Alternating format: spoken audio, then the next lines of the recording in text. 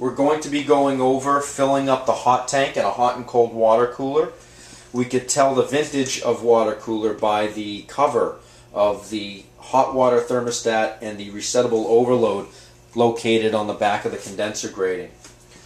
So what we're going to do is we're going to use filtered water to fill up the reservoir. The hot water reservoir gets filled through the cold water reservoir.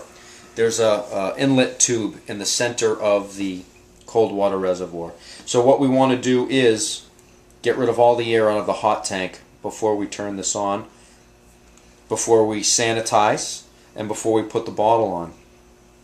So this is just filtered water that we're going to fill the cold reservoir with.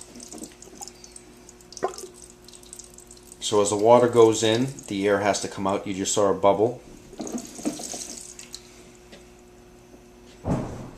What I'm going to do now is I'm going to hold open the hot water spigot. You can see the water entering the hot tank. The air is now coming out of the hot water spigot.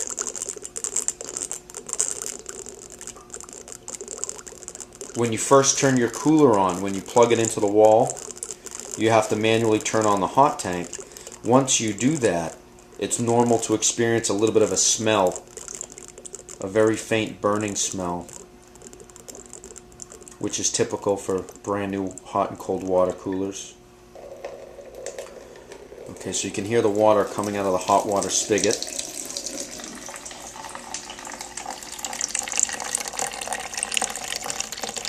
So what we can do now is shut the hot water spigot off and continue to fill the cold water reservoir.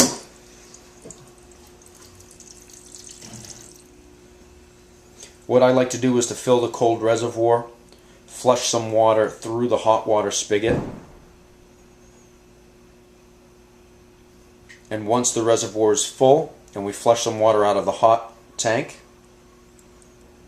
we'll add a quarter capful of non-scented liquid Clorox bleach. We'll let that sit for 10 minutes to sanitize.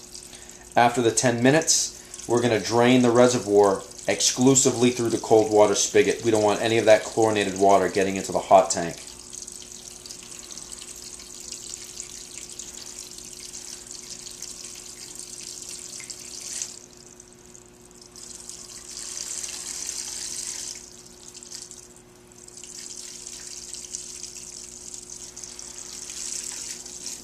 So now I'm going to flush some water out of the hot tank.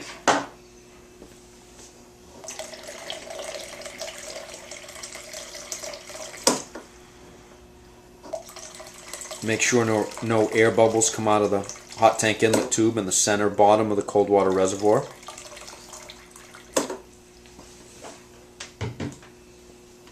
We'll now fill this up, add our quarter capful of bleach, which is roughly 5 milliliters, which is roughly a teaspoon of bleach. And again, we'll let that sit for 10 minutes. Drain it out of the cold water spigot only. Fill the reservoir up once or twice with this filtered water to eliminate any residual bleach that might be in there. Insert the bottle, and the cooler is done. So we'll add our bleach, let it sit for 10 minutes, drain, and then the cooler is ready to have the bottle inserted on it.